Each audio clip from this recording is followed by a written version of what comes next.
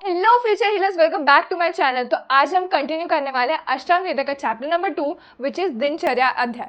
So without wasting time let's get started. नस्यादि सेवन विधि। अंजन सेवन से कुपित वात कफ नस्य सेवन से शांत होते हैं। तो अंजन सेवन किया है, उसके बाद क्या होता है, जो वात और कफ कुपित हो जाते हैं उसको नस्य द्वारा शांत किया जाता है। अंजन के बाद अणु तेल का नस्य लेना चाहिए। मतलब अंजन का प्रयोग हो गया, उसके बाद क्या करना है, अणु तेल का सेवन करना, नस्य लेना चाहिए। तो अणु तेल, जैसे इसके नाम में ही अणु मतलब कि जो स्मॉलेस्ट चीज़ है उसको अणु बोलते हैं, ठीक है।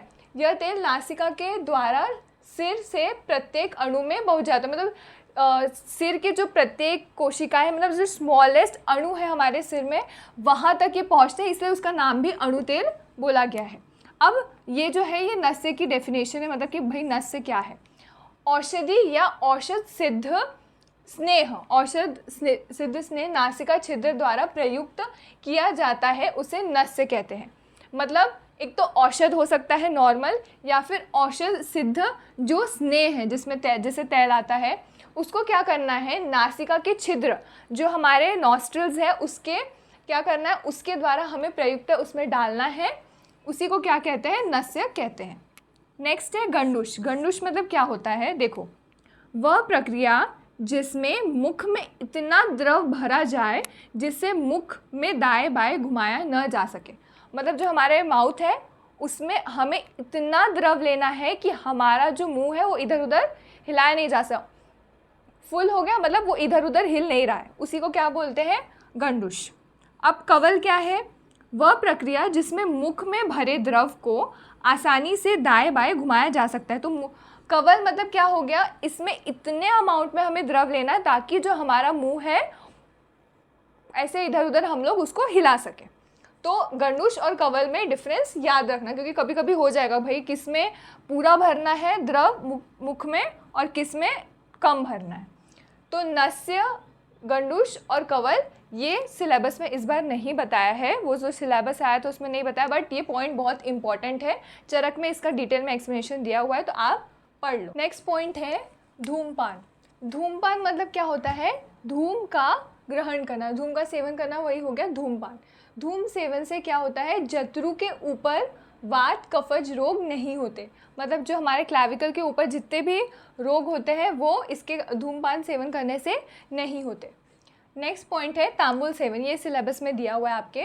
तांबुल सेवन मतलब क्या होता है, बिटल च्यूइंग, पान के पत्तों का जो हम सेवन करते हैं उसी को तांबुल सेवन कहते हैं।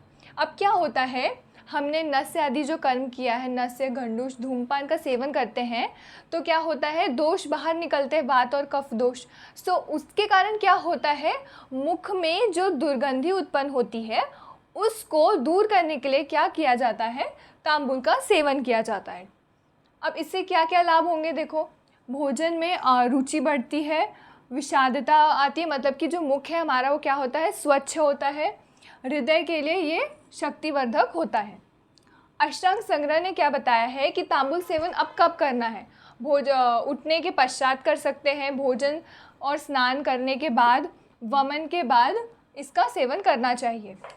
2 पान के पत्ते, 1 सुपारी का टुकड़ा और खदीर के चूर्ण के साथ सेवन करना चाहिए। मतलब पान का सेवन कैसे करना है उन्होंने बताया है कि 2 पान के पत्ते ले लो, उसमें सुपारी मिला लो, खदीर का चूर्ण पिला लो और उसका सेवन कर लो, ठीक है। मुख से सुगंध आने के लिए क्या करना है, पान को किसके साथ खाना है, मतलब जातिफल, लवंग, कपूर, कंकुल आदि के साथ सेवन करना चाहिए। अब नेक्स्ट पॉइंट क्या है, निषेध। निषेध मतलब क्या हो गया कि कौन से व्यक्तियों में तांबुल का सेवन नहीं करना चाहिए, कौन से व्यक्ति को तांबुल सेवन नहीं करना है। तो शत है, मतलब कोई भी टाइप की इंजरी, आप स्पेसिफिकली बोल सकते हो लंग इंजरी वाले पर्सन को मतलब नहीं करना चाहिए, रक्त पित्त के रोगियों को नहीं करना चाहिए, जिनकी प्रकृति रुक्ष है, ऐसे मनुष्य जिनकी प्रकृति जो है रुक्ष है उनको तांबुल नहीं सेवन करना चाहिए। नेत्र में वेदना हो, नेत्र के रोग हो, जिसको क्या वहाँ पे वर्ड यूज़ किया गया है श्लोक में, अभिषंद, ठीक है, उनको नहीं करना है। विष in the case of poisoning, मूर्छा, अनकॉन्शियस है पर्सन, मद मतलब वो इंटॉक्सिकेटेड है, और शोष के जो रोगी हैं, इन सभी को क्या करना है, तांबुल का सेवन नहीं करना है, उनमें निषेध है, कॉन्ट्राइंडिकेटेड है। ठीक है। पॉइंट है अभ्यंग। अभ्यंग मतलब क्या होता है, मसाज। शरीर पर तेल लगाकर सर्व शरीर का मर्दन करना। क्या करना है, शरीर पे तेल लगाकर उसको रगड़ना है, मर्दन करना है, उसी को क्या बोलते हैं, अभ्यंग कहते हैं। अभ्यंगम आचरे नित्यम स जराश्रम वातः दुष्टि प्रसाद पुष्ट आयुः स्वप्न सुत्व कत्व दाढ़र्य कृत। अब श्लोक में क्या बताया है, शरीर पर प्रतिदिन क्या करना है, अभ्यंग करना चाहिए, डेली बेसिस पे अभ्यंग करना है। इससे क्या होता है, जरा है, जरा मतलब बुढ़ापा है, वृद्धावस्था, श्रम मतलब थकान, और वायु का क्या होता है, नाश हो जाता है। जरा, श्रम और वायु का नाश होता है अभ्यंग करने से। और क्या है, दृष्टि स्वच्छ होती है, जो हमारी दृष्टि है वो क्या होती है, स्वच्छ होती है। शरीर पुष्ट होता है, आयु की क्या होती है, वृद्धि होती है। जो नींद है वो अच्छे तरीके से आती है। त्वचा सुंदर और शरीर दृढ़ होता है। जो त्वचा है उसकी कांति बढ़ जाती है, वो सुंदर हो जाता है, और क्या, जो शरीर है वो दृढ़ हो जाता है अभ्यंग करने से। अब अष्टांग संग्रह ने क्या बताया है, देखो, रथ का अक्ष, चमड़ा और मिट्टी के घड़े, 3 एग्जाम्पल उन्होंने बताया। क्या है, रथ का अक्ष मतलब जो रथ का जो पहिया होता है, और जो चमड़ा और मिट्टी का जो घड़ा होता है, में तेल लगाने से पहिए का सरलता से चलना। अब क्या होगा, अगर हम रथ के अक्ष मतलब रथ के पहिए में तेल लगाएंगे तो क्या होगा, वो स्मूथली चलेगा। चमड़े का कोमल और दृढ़ होना, मतलब चमड़े में लगाएंगे तो क्या हो जाता है, कोमल और दृढ़ हो जाता है। और घड़े पे लगाने से क्या होता है, घड़ा चिकना और मजबूत हो जाता है। तो वैसे ही अगर ये एग्जाम्पल के थ्रू यही समझा रहे, अगर हम शरीर पे भी तेल का मर्दन करेंगे, अभ्यंग करेंगे, तो हमारा शरीर दृढ़ होगा और बलवान हो जाएगा। ठीक है। अब इससे और भी एक्स्ट्रा पॉइंट्स बताया है कि संध्या गतिशील होती है, अभ्यंग करने से संध्या स्मूथ हो जाती है और गतिशील हो जाती है। त्वचा में कोमलता होती है, दृढ़ होता है, स्निग्ध, और वो कांति युक्त हो जाते हैं। तो अब क्या है, त्वचा में हमें पता है कौन से पित्त का स्थान होता है, भ्राजक पित्त का स्थान होता है, और वायु भी होती है। तो त्वचा का स्नेह, त्वचा में जब हम लोग स्नेह लगाते हैं, तेल का यूज़ करते हैं, तो क्या होता है, पित्त की जो उष्णता है, मतलब वहाँ पे कौन सा है, भ्राजक पित्त, उसकी उष्णता से क्या होता है, शरीर में लीन होकर, मतलब वो जो तेल है वो शरीर में लीन हो जाता है, होकर वात को शांत करता है। पता है वात का जो परम औषध है वो कौन है, तेल ही है। तो जो क्या होता है, हम तेल करते हैं तो भ्राजक पित्त के कारण क्या होता है, एब्जॉर्ब हो जाता है, और जो त्वचा में जो वायु होता रहता है उसकी क्या होती है, शांति हो जाती है। आगे बताया है, सिर, कान और पैर में विशेष रूप से अभ्यंग करना चाहिए। पूरे शरीर में तो करना ही है, बट विशेष रूप से सिर, कान और पैर में करना है। सिर पर तेल लगाने से क्या होता है, बालों के लिए हितकारी होता है, कपाल की अस्थियों और इंद्रियों का तर्पण करता है। कर्ण में तेल डालने से क्या होता है, जो हनुशूल है, मन्यास्तंभ है, शिरःशूल है, कर्णशूल, इन सभी का क्या होता है, नाश होता है। पैर पर अभ्यंग करने से क्या होता है, स्थिरता आती है, नेत्र की जो ज्योति है वो क्या है, बढ़ जाती है, अच्छी निद्रा आती है। पाद सुप्ति मतलब क्या होता है, जो पैरों में शून्यता हो जाती है, पैरों में जो शून्यता आती है। श्रम, थकान, स्तंभ और स्फुटन, ये सब जो क्या होते हैं वो नष्ट हो जाते हैं। अब जो अभ्यंग है उसका निषेध, मतलब कौन से व्यक्तियों को अभ्यंग तेल की मालिश नहीं करनी चाहिए, तो जो कफ से पीड़ित है उनको नहीं करना है, जो जिसका संशोधन हो गया है, जो संशोधन आदि जो कर्म है, शोधन कर्म जो बताए हैं वो हो चुका है, उनको नहीं करना है। और जो अजीर्ण से पीड़ित है उन रोगियों को क्या करना है, अभ्यंग नहीं करना चाहिए, कॉन्ट्रा इंडिकेटेड है वैसे लोगों। नेक्स्ट पॉइंट है व्यायाम। शरीर के मांसपेशियों को पर्याप्त मात्रा में संचलन प्राप्त होकर थकान निर्माण करने वाली जो क्रिया होती है उसको व्यायाम कहते हैं। ये जो डेफिनेशन है ये कहाँ, सुश्रुत चिकित्सा स्थान में दी गई है, जिसका श्लोक है, शरीर आयस जननम कर्म व्यायाम संगीतम। मतलब जो हमारी शरीर की जो मांसपेशियाँ, जो मसल्स है, उनको क्या पर्याप्त मात्रा में, जो जितना अमाउंट रिक्वायर्ड उतने मात्रा में संचलन प्राप्त होकर जब फटीग होता है उस क्रिया को क्या कहते हैं, व्यायाम कहा जाता है। अब अष्टांग हृदय में ये श्लोक दिया गया है, लाघवम कर्म सामर्थ्यम दीप्तो अग्निर्मेधस क्षय विभक्त घन गात्रत्वम व्यायामाद उपजायते। इसका मीनिंग क्या है? व्यायाम करने से मतलब ये शरीर में क्या क्या लाभ होते हैं उसका ये श्लोक है। शरीर में जो भी लाभ होता है उसके बारे में बताए। तो हल्कापन मतलब लाघव हो गया, कर्म सामर्थ्य मतलब क्या हो गया, काम करने की शक्ति बढ़ जाती है। दीप्तो अग्नि मेधस क्षय, अब दीप्तो अग्नि मतलब क्या हो गया, अग्नि का तीव्र होना, मतलब अग्नि व्यायाम करने से क्या है, अग्नि तीव्र हो जाती है। मेधस क्षय मतलब मेद का क्षय होता है, मेद का नाश हो जाता है। विभक्त घन गात्रत्व मतलब क्या होता है, जो शरीर में अंग है वो विभक्त हो जाते हैं। तो मेद बढ़ने के कारण क्या होता है, शरीर के जो अंग है ना वो एक ही समान दिखाई देते हैं। व्यायाम करने से क्या होता है, वो प्रॉपर तरीके से उनका डिफ्रेंसिएशन हो जाता है और वो विभक्त हो जाता है।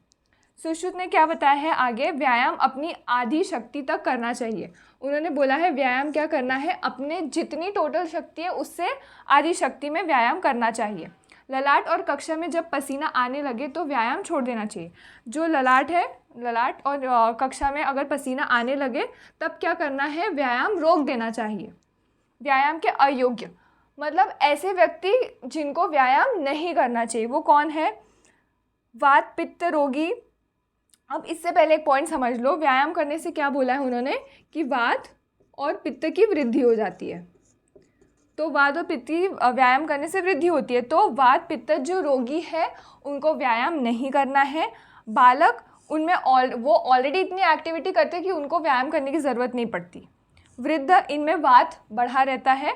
और अजीर्ण के रोगी, इन सभी को क्या करना है, व्यायाम नहीं करना चाहिए। व्यायाम की योग्य अवधि में क्या बताया है, शक्तिशाली और स्निग्ध भोजन करने वाले व्यक्ति, ऐसे व्यक्ति जो बलवान हैं और जो क्या करते हैं, स्निग्ध भोजन करते हैं, उन व्यक्ति को क्या करना है, शीतकाल और वसंत ऋतु में आधे शक्ति तक ही व्यायाम करना चाहिए।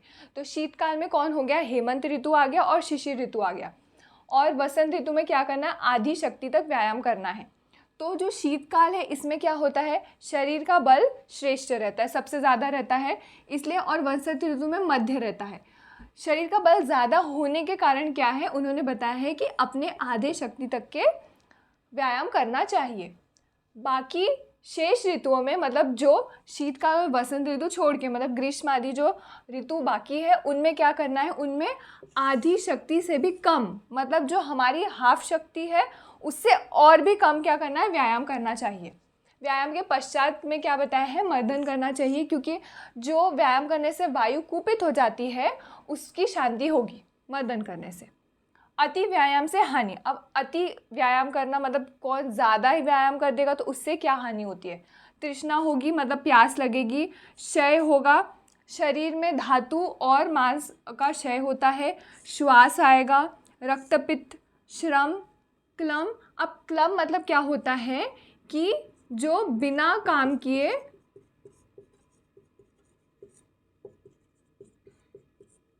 थकान होना,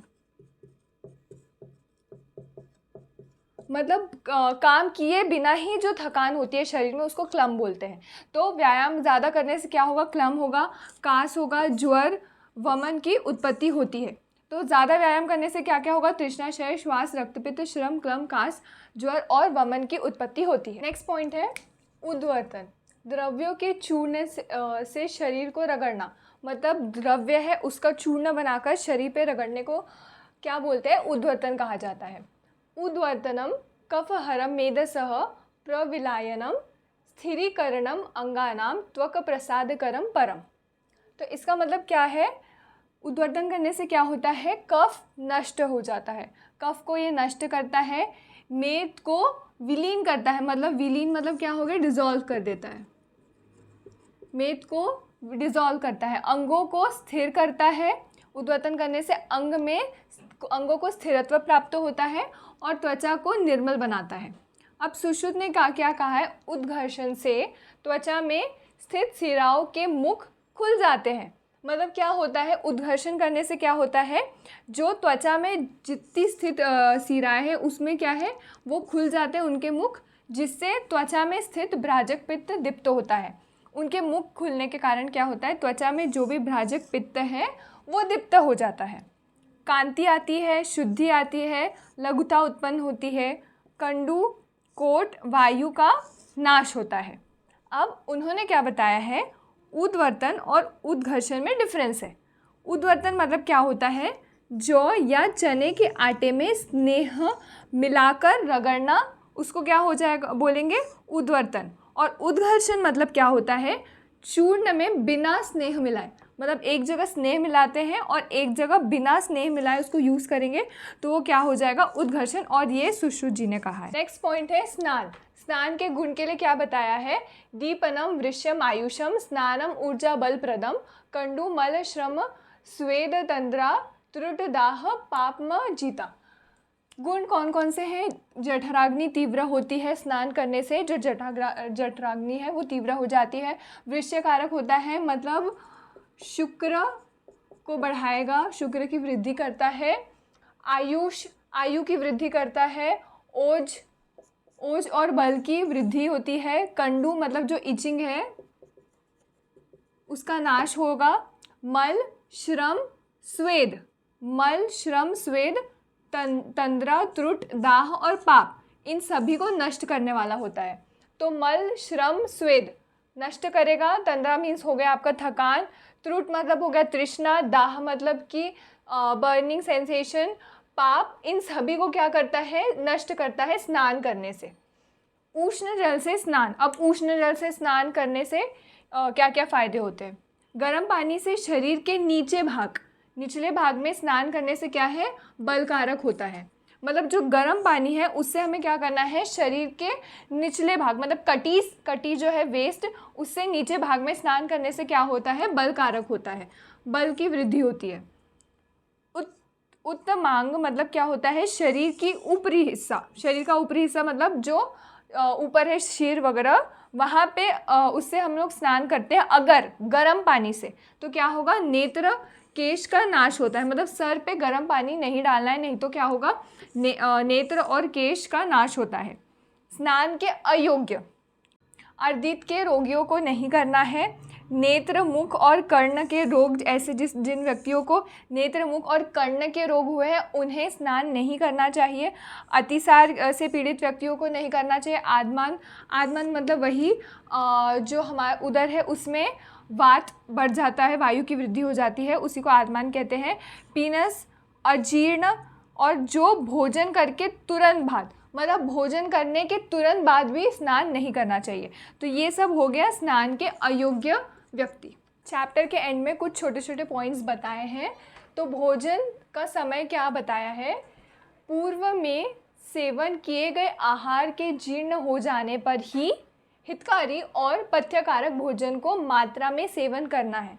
मतलब पूर्व में जो भोजन, हमने जो पहले भोजन कर लिया है वो पूर्ण रूप से जीर्ण हो गया, उसका पाचन हो गया है, डाइजेशन पूर्ण रूप से हो गया है, उसके बाद ही हमें क्या करना है, हितकारी और जो पथ्यकारक है वैसे ही भोजन का मात्रा में, देखो ये वाले पॉइंट है, एक हितकारी, पथ्यकारक और मात्रा में ही भोजन सेवन करना चाहिए। अधारणीय अप्रवृत्त वेगों को बलपूर्वक बाहर नहीं निकालना चाहिए। जो अधारणीय मल मूत्रादि वेग है उन्हें क्या करना चाहिए, बलपूर्वक बाहर नहीं निकालना है। वेग उपस्थित होने पर सर्वप्रथम उनका त्याग करना। अगर वेग आ रहे हैं तो उन्हें क्या करना है, सारे कार्यों को छोड़कर सबसे पहले उसका त्याग करना है। धर्म का महत्व, सभी प्राणियों की सभी प्रवृत्तियां सुख की प्राप्ति के लिए होती है। मतलब हम चाहते हैं कि हमें सुख की प्राप्ति हो, सारे प्राणी चाहते हैं कि सुख की प्राप्ति हो, इसलिए वो वैसे कार्य भी करते हैं। और सुख की प्राप्ति धर्म के बिना नहीं हो सकती। और अगर प्राणियों को सुख चाहिए तो उसकी प्राप्ति क्या है, धर्म के बिना नहीं हो सकती। इसलिए सभी को धर्म के लिए तत्पर रहना चाहिए, धर्म का पालन करना आवश्यक है। 10 विध पाप का त्याग करना चाहिए। कुछ ऐसे पाप बताए हैं, शारीरिक, मानसिक और वाचिक कार्य बताए हैं, उनका त्याग करना चाहिए। तो शारीरिक पाप कर्म में बताया है हिंसा, तो मतलब कि हिंसा नहीं करनी चाहिए। स्तेय मतलब क्या हो गया, चोरी नहीं करनी है, चोरी नहीं करनी चाहिए। अन्यथा कर्म नहीं करना चाहिए। वाचिक पाप कर्म में बताया है कि पौशुन्य मतलब कि क्या हो गया, चुगली नहीं करनी है, किसी व्यक्ति की निंदा नहीं करनी है, उसका मतलब हो गया पौशुन्य। पौरुष मतलब क्या हो गया कि कठोर वचन नहीं बोलने हैं, किसी को कठोर वचन नहीं बोलना है। अनुरुत मतलब क्या हो गया, झूठ नहीं बोलना है। और सम्य भिन्न मतलब प्रलाप मतलब क्या हो गया, इररिलेवेंट टॉक्स नहीं करने, जो विषय से संबंधित नहीं है उस वैसी बातें नहीं करनी चाहिए। नेक्स्ट है मानसिक पाप कर्म। इसमें बताया है व्यापत मतलब क्या हो गया, दूसरों को हानि पहुंचाने के लिए नहीं सोचना है, दूसरों को हानि पहुंचाने के लिए नहीं सोचना है। अभिध्यय मतलब क्या होता है कि ईर्ष्या नहीं करनी है, और दूसरों के धन की इच्छा भी नहीं करनी है। और दृग्विपर्य मतलब क्या होता है कि नास्तिकता और जो आप्त है, आप्तों के प्रति अश्रद्धा नहीं रखनी चाहिए। तो ये टोटल हो गए 10 विध कर्म, और इन कर्मों का क्या है, त्याग करना चाहिए। नेक्स्ट पॉइंट है सद्वृत्त वर्णन। सद्वृत्त मतलब क्या होता है, सदाचार का पालन करना, सत्य आचरण करना मतलब सद्वृत्त होता है। आर्द्र संतानता त्यागः काय वाक् चेतसाम दमः स्वार्थ बुद्धि परार्थेषु पर्याप्तम इति सद्वृत्तम। क्या कहा है, आर्द्र संतानता मतलब क्या होता है, अत्यंत करुणा या फिर सभी जीवों को दयाभाव करना, मतलब जो अत्यंत दयालु होता है उसे आर्द्र संतानता कहते हैं। त्याग कायिक, वाचिक और मानसिक रूप से इंद्रियों का दमन मतलब उसको शांत करना, और दूसरे के कार्यों को भी अपना ही कार्य समझना। तो ये जो चारों पॉइंट्स बताए हैं वही क्या होता है, सद्वृत्त होता है। स्वस्थ दीर्घायु यश मोक्ष की प्राप्ति के लिए, तो सब मतलब क्या है, स्वस्थ शरीर, दीर्घायु, यश और मोक्ष की प्राप्ति के लिए क्या है, सदाचार का पालन करना चाहिए। शुद्धि पर्सनल हाइजीन, ये एक पॉइंट दिया है सिलेबस में। तो इसमें क्या है, रोम, नख, दाढ़ी, मूछ के बाल को कटवा कर रखना चाहिए, मतलब हमेशा इसे काट कर रखना चाहिए, रोम, नख, दाढ़ी, मूछ जब बढ़ जाए। पैर, नाक, कान आदि मल के स्थान को क्या है, स्वच्छ रखना चाहिए। प्रतिदिन स्नान करना चाहिए, सुगंधी लगाना चाहिए, मीन्स इत्र या फिर परफ्यूम लगाना चाहिए। सुंदर उज्ज्वल वस्त्र का, सुंदर और उज्ज्वल और स्वच्छ वस्त्रों का ही धारण करना चाहिए, और सदैव रत्नों का धारण करना चाहिए। तो ये आ जाएगा personal hygiene. So before ending this video I should read one thought, ताकि आपको भी मोटिवेशन आए और मुझे भी मोटिवेशन आए। We don't grow when things are easy, we grow when we face challenges. Yeah, that's all for this video. I hope you like this video. Do not forget to like, share and subscribe to my YouTube channel. Thanks for watching. Bye-bye.